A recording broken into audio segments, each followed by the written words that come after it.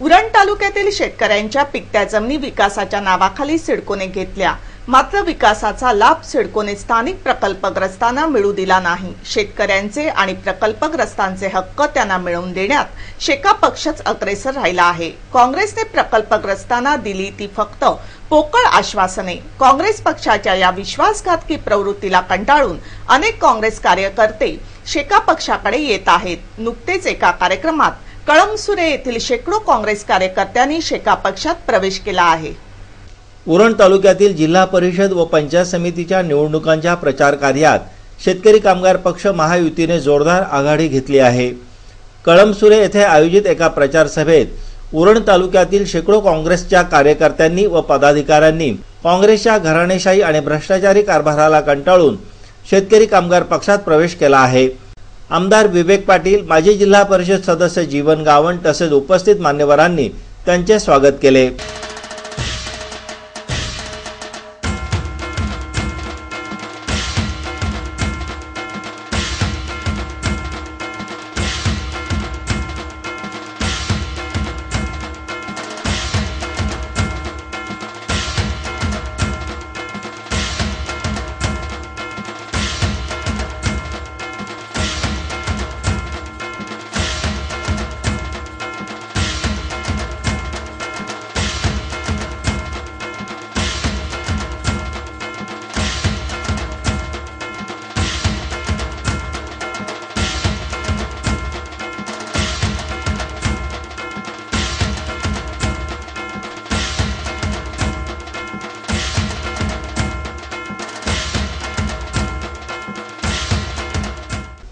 स्थानिक प्रकल्पग्रस्तांना न्याय मिळवून देण्यासाठी शेतकरी कामगार पक्षाने नेहमीच आक्रमक आंदोलने केली, मात्र काँग्रेस पक्ष केंद्रात व राज्यात त्यांची सत्ता असूनही प्रकल्पग्रस्तांचे प्रश्न सोडवू शकला नसल्याचे माजी जिल्हा परिषद सदस्य जीवन गावंड यांनी आपल्या प्रास्ताविकात सांगितले। आज पादिव गावामध्ये कुठलाही रस्ता कॉन्क्रिटीकरण झाल्याशिवाय राहिलेला नाही आहे।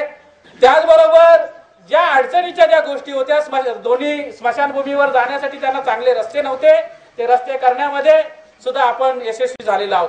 म्हणजे कुठला भाग त्या छोट्याशा पांदिवामध्ये आपल्याला राहिलेला नाही आणि त्याच्यामुळे 80% जे लोक जे आहेत ते शेतकरी कामगार पक्ष आणि युतीच्या पाठीशी उभे आहेत, हे ठामपणे मी सांगायला मागत आहे।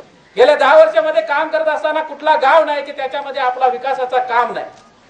ह्याच्या अगोदर जे काँग्रेसचे खासदार होते त्याच्या अगोदर सुद्धा काँग्रेसचे खासदार होते, तेव्हा आपल्या या भागामध्ये 5 पैशाचा सुद्धा विकासाचा निधी ते आणण्यामध्ये यशस्वी झालेले नाही। मात्र गावागावामध्ये विकासाचा काम करण्यामध्ये आपण यशस्वी झालेलो आहोत। प्रत्येक गावामध्ये जिथे जिथे शालागृहाचं काम आहे तिथं शालागृहाचं काम करण्यामध्ये आपण यशस्वी। उरण तालुक्यात नवी मुंबईच्या उभारणीनंतर अनेक मोठमोठ्या कंपन्या येथे येत आहेत। या विकासासाठी येथील स्थानिक शेतकऱ्यांच्या जमिनी संपादित करण्यात आल्या असून शेतकऱ्यांच्या रोजीरोटीचे साधन नष्ट झाले आहे। त्यामुळे येथे येणाऱ्या कंपन्यांमध्ये विकासासाठी आपल्या जमिनींचा त्याग करणाऱ्या शेतकऱ्यांना त्याचा लाभ मिळाला पाहिजे। मात्र काही कंपन्या हेतू पुरस्कार स्थानिकांना डावलण्याचे काम करीत आहेत। त्यांना धडा शिकवून प्रकल्पग्रस्तांना न्याय मिळवून देण्याचे काम शेका पक्षाने केले असल्याचे प्रतिपादन आमदार विवेक पाटील यांनी यावेळी केले। पण या विभागामध्ये जो काय विकास होत येत असेल त्या विकासाची फळं पहिल्यांदा त्या प्रोजेक्टसाठी गेलेली जमीन जी आहे त्या शेतकऱ्यांनाच मिळाला पाहिजे, ही आमच्या आग्रहाची भूमिका आहे। आणि कोणत्याही परिस्थितीमध्ये आम्ही ती शेतकऱ्यांना मिळवून दिल्याशिवाय राहणार नाही अशी ग्वाही देखील मी या ठिकाणी आपल्याला देत आहे। फळांचा राजा हापूस आंबा त्याच्या मधुर चवीने आणि आकर्षक रंगाने जगप्रसिद्ध झाला आहे। असा हा हापूस आंबा सर्वसामान्य माणसापासून करोडपती माणसापर्यंत आवडीचं फळ आहे। सर्वसामान्य माणसांना हापूस परवडतो तो मेच्या शेवटच्या आठवड्यात आणि जूनच्या पहिल्या आठवड्यात, कारण त्यावेळी हापूसची आवक वाढलेली असते आणि खरेदीदार कमी असतात।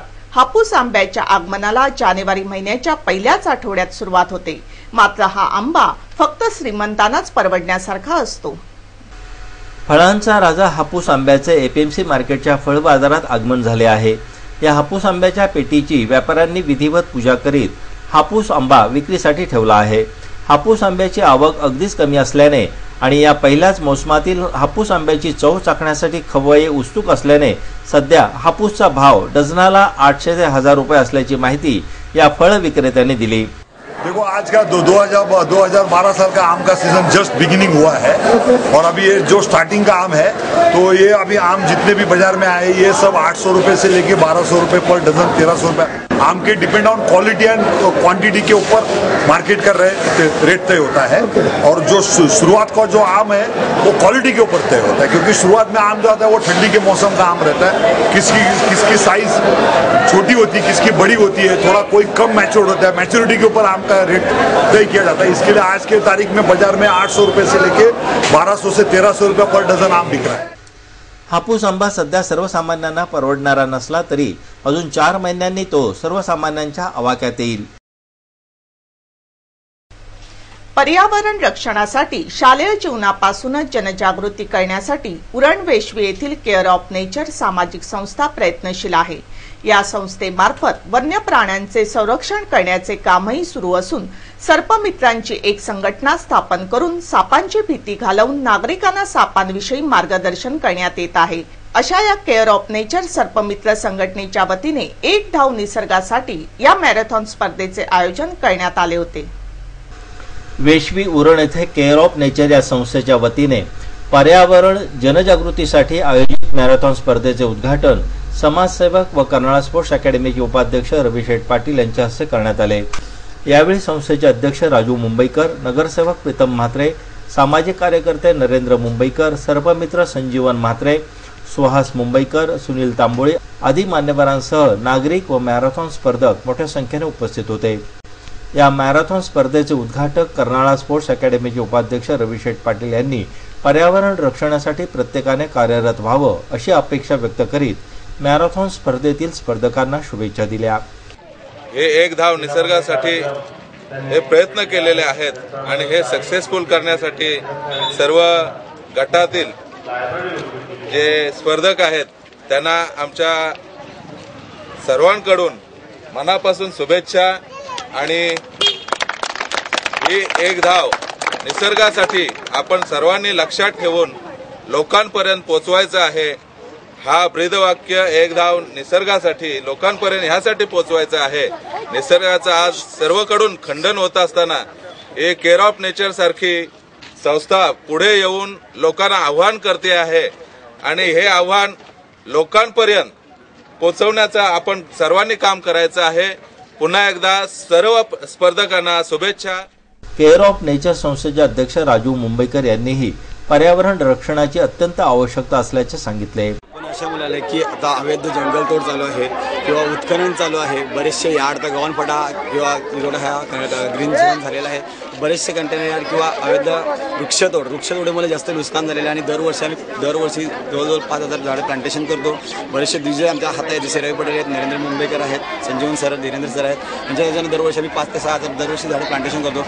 परंतु जंगलाची तोड चालू असताना जर आम्ही कारवाईचे संकेत दिले तर त्या हव्यासापोटी बरेचशा ठिकाणी जंगलाला आगी लावल्या, म्हणजे त्याला वनवा बोलतात, आगी लावल्या जातात आणि त्याचे नासधूस होतं। आणि जे निसर्गातला ऋतू जसं थंडीमध्ये व्यवस्थित थंडी लागत नाही किंवा पावसाला अवेळी पाऊस पडणे किंवा अतिशय उष्णता, म्हणजेच याचा अर्थ आहे की ग्लोबल वॉर्मिंगचा धोका हा लक्षात घ्यायचा। जसं 2012 पण 2012 नाही झालं तरी ते 2020 व्हायला टायमिंग जाणार नाही। एक धाव निसर्गासाठी या मॅरेथॉन स्पर्धेत विविध गटातील शेकडो तरुणी सहभागी झाल्या होत्या।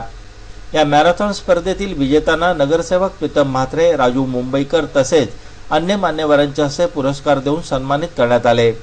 या स्पर्धेत उरण जिमखान्याच्या योगेश सरदेसाई याने पुरुषांच्या खुल्या गटात प्रथम क्रमांक पटकावला, तर मनोज भगत व कमळ्या भगत यांनी दुसरा व तिसरा क्रमांक पटकावला। महिला गटात पूजा कोळीने प्रथम पुरस्कार पटकावला, तर नीलम वरघटे व स्वाती नायर यांनी दुसरा व तिसरा क्रमांक मिळविला। 18 वर्ष वयोगटात सुजाता म्हात्रेने पहिला क्रमांक मिळवला, तर अंकिता मढवी व रसिका मुंबईकर यांनी दुसरा व तिसरा क्रमांक मिळवला। या स्पर्धेत छोट्या धावपटूंनीही सहभाग घेतला होता। यातील विजेत्यांनाही मान्यवरांच्या हस्ते सन्मानित करण्यात आले।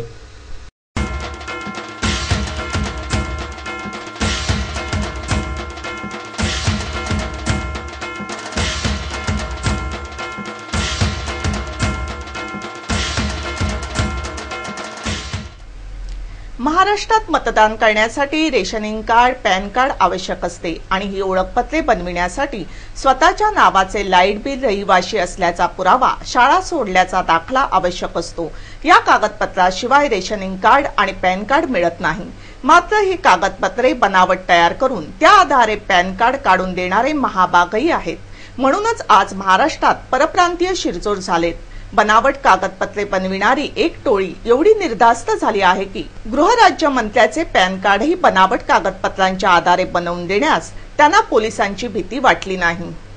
महाराष्ट्रात बनावट पदव्यांच्या आधारे परप्रांतीय नोकऱ्या मिळवतात, बनावट पॅन कार्ड, रेशनिंग कार्ड बनवून आपली व्होट बँक तयार करतात आणि या सर्वांना राजकारणी आपल्या फायद्यासाठी डोळे मिटून पाठिंबा देतात। पैसे मोजले की काहीही करून देण्यास सरकारी कर्मचारी तयार होतात। या तुटपुंज्या पैशासाठी आपण देशाशी गद्दारी करतो याचं भानही त्यांना राहत नाही। गृहराज्यमंत्री सतेज पाटील यांच्या नावाची बनावट कागदपत्रे बनवून त्यांचं पॅन कार्ड काढण्यात आल्याने राज्य सरकारचं गृह खातं खडबडून जागे झालं आणि त्यांनी तपास करून 3 जणांना या गुन्ह्यात ताब्यात घेतलं आहे। UTI कंपनीच्या माध्यमातून ही बनावट पॅन कार्ड देणारी ही टोळी नवी मुंबई क्राईम ब्रँचच्या पोलिसांनी पकडली आहे। यातील प्रमुख सूत्रधार मुन्ना हा मरण पावल्याने पोलीस तपासातील महत्त्वाचा दुवा निसटला आहे। या 3 आरोपींमध्ये UTI बँकेचा एक कर्मचारी व एक प्लेसमेंट ऑफिसरचाही समावेश या प्रकरणात आहे। या पकडण्यात आलेल्या आरोपींविषयी क्राईम ब्रँचच्या पोलीस अधिकाऱ्यांनी आमच्या प्रतिनिधींना अधिक माहिती दिली। हमने 3 लोगों को हिरासत में लिया है, गिरफ्तार किया है। 18 तारीख को हमने उनको गिरफ्तार किया है। उन लोगों ने बोगस डॉक्यूमेंट सबमिट करके UTI में सतेज ज्ञानदेव पाटिल नाम का पैन कार्ड बनाया हुआ है। वो हमारे पास इंक्वायरी थी, इंक्वायरी के अंदर हमने सारी चीजें इस्टेब्लिश कर दी और उनको अरेस्ट किया है।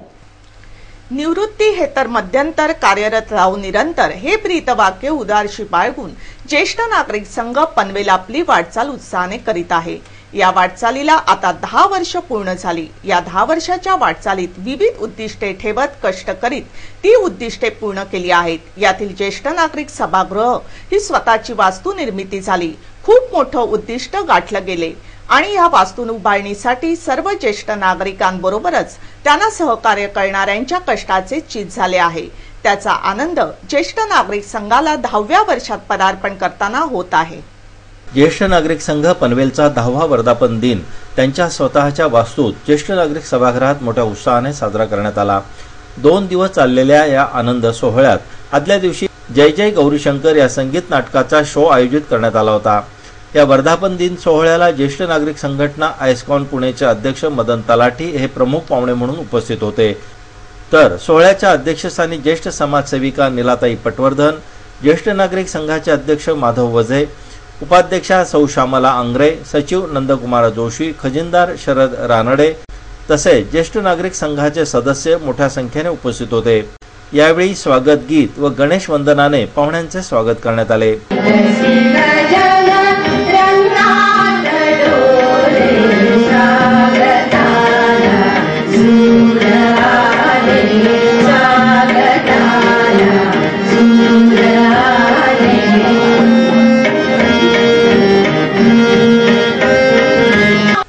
या कार्यक्रमात 10वी व 12वी परीक्षेतील ज्येष्ठ नागरिकांच्या गुणवंत नातवांचा सत्कार मान्यवरांच्या हस्ते करण्यात आला। तसेच वयाची 75 वर्ष पूर्ण केलेल्या ज्येष्ठ नागरिकांचा शाल, श्रीफळ, पुष्पगुच्छ देत सत्कार करण्यात आला।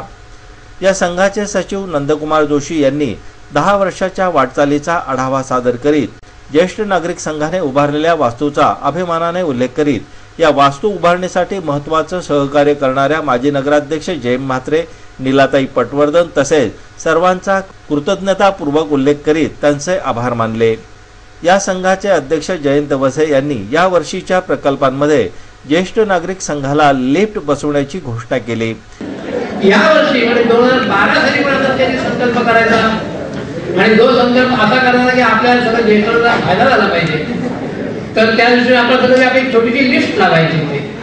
बरंचसं काम होत आहे आणि लिफ्ट या सालात नक्कीच लागेल याची मला खात्री आहे। आणि आपल्याकडे कसं आहे, पनवेलमध्ये डान्सर लोक खूप आहेत, त्यांना तुम्ही जर अप्रोच झाला, त्यांना तुमची डिफिकल्टी सांगितली त्यांना जर पटलं तर ते खूप करतात. प्रमुख पाहुणे मदन तलाठी यांनी ज्येष्ठ नागरिकांना स्वतःला दिवसभर बिझी ठेवत सुखात जीवन कसं जगता येईल यासंबंधी महत्त्वपूर्ण मार्गदर्शन केलं. आपण सर्वजण आपण नोकरी करत असताना विचार करत असतो, आपण प्लॅनिंग करत असतो की मी ज्यावेळेला निवृत्त होईल त्यावेळेला माझ्यावर पुरेसे पैसे पाहिजे, माझं घर असावं, माझ्या सर्व मुलांची सगळे शिक्षण लग्न वगैरे पुरी झालेली असावी आणि मला शांतपणे आयुष्य मिळावं. पण हे आयुष्य 30 वर्षे काढायचंय हे विसरू नका. आणि 30 वर्षे आपल्याला आयुष्य कसं काढायचंय हे आपणच ठरवायचे. रडत रडत की हसत हसत. आणि माझी खात्री आहे असं कोणी म्हणणार नाही मला रडत रडत काढायचंय, आम्हाला हसायचंय आनंद. तर नीलाताई पटवर्धन यांनी ज्येष्ठ नागरिक संघाच्या प्रत्येक कार्यात सहकार्य करण्याचे आश्वासन दिले. ज्येष्ठ नागरिकांचे श्रद्धास्थान आणि हक्काची व्यक्ती माजी नगराध्यक्ष जयंत म्हात्रे यांनी उपस्थित राहून सर्व ज्येष्ठ नागरिकांना निरोगी व आनंदी सुखी आयुष्य लाभावं म्हणून शुभेच्छा दिल्या. मला अतिशय आनंद होत आहे की हा 10वा वर्धापन दिन हा ज्येष्ठ नागरिक आपल्या इथं सन्मानाने मानाने साजरा करीत आहे. मी त्यांना शुभेच्छा देत असताना एवढेच शुभेच्छा देण्याची काय माझी इतक्या ज्येष्ठ नाही, परंतु तुमचा हा काम बघून मला अतिशय आनंद होतो. आपला उत्साह नेहमी असाच 100 वर्षापर्यंत प्रत्येकाला आयुष्य मिळेल मी प्रार्थना करतो. यानंतर ज्येष्ठ नागरिक संघाच्या महिला सदस्यांनी एक आग्रह नृत्य सादर करीत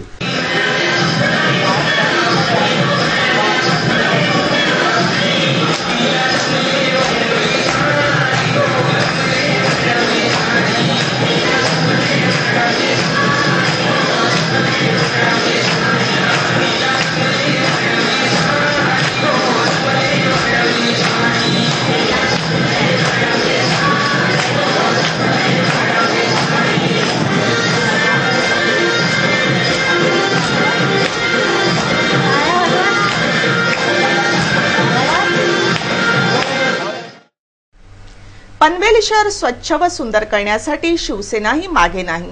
विविध योजनांच्या माध्यमातून शिवसेनेचे नेते, पदाधिकारी व कार्यकर्ते पनवेल शहराच्या विकासासाठी सातत्याने प्रयत्न करीत आहेत.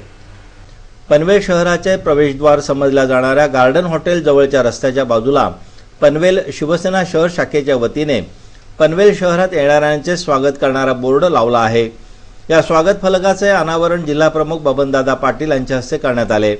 यावेळी शहर प्रमुख सुनील ठक्कर, नगरसेवक प्रथमेश सोमण, नगरसेविका सौ सुनंदा पाटील, माजी नगरसेवक अतुल पलण, कळंबोली शहर प्रमुख DN मिश्रा तसेच शिवसैनिक मोठ्या संख्येने उपस्थित होते. पनवेल शहराच्या विकासासाठी आणि पनवेल शहर स्वच्छ व सुंदर करण्यासाठी शिवसैनिक नेहमीच तत्पर असल्याचे नगरसेवक प्रथमेश सोमण यांनी यावेळी सांगितले. कारण पनवेल शहरामध्ये ही एक प्रकारची पनवेल शहराची वेस्ट झालेली आणि यातून ही पनवेल शहराची जी एंट्री आहे हा काही इकडनं आपण येतो आणि त्यावेळेला सगळ्यात पहिले हा जो गार्डन हॉटेल नाका आहे अत्यंत प्रसिद्ध आहे. एक प्रकारे पनवेलमध्ये येणं आणि त्याच्यानंतर शिवसेनेतर्फे स्वागत होणं आणि त्याचबरोबर इथे नगरसेविका सुनंदाताई पाटील आहेत, शहर प्रमुख आपले सुनील ठक्कर आहेत, त्याचबरोबर सगळे पदाधिकारी आहेत. म्हणूनच मी आज इथे ग्वाही देतो की आम्ही शिवसैनिक फक्त इथे स्वागत करून थांबणार नाही, तर या सगळ्या माझ्या तरुण नवीन शिवसैनिक मित्रांना पुढे घेऊन जाऊन याच प्रकारे चांगलं शहर निर्माण करून ज्याप्रमाणे पनवेल शहरात शिवसेना स्वागत करते तसं स्वागतमय शहर एक आदर्श शहर बनवण्यासाठी नगरसेवक म्हणून सर्वजण एक सामान्य कार्यकर्ते म्हणून आम्ही सर्वजण बबनदादा पाटील यांच्या नेतृत्वाखाली नेहमी कार्यरत राहू आणि फक्त स्वागत करून न थांबता शहरात सगळीकडे फिरताना आनंदच वाटेल असं एक आदर्श शहर घडवून आनंदाने प्रत्येक पनवेलकरांचं आम्ही स्वागत करू. तसेच हिंदू हृदय सम्राट शिवसेना प्रमुख बाळासाहेब ठाकरे यांच्या वाढदिवसानिमित्त एक चांगला कार्यक्रम केल्याबद्दल जिल्हा प्रमुख बबनदादा पाटील यांनी शिवसैनिकांना धन्यवाद दिले.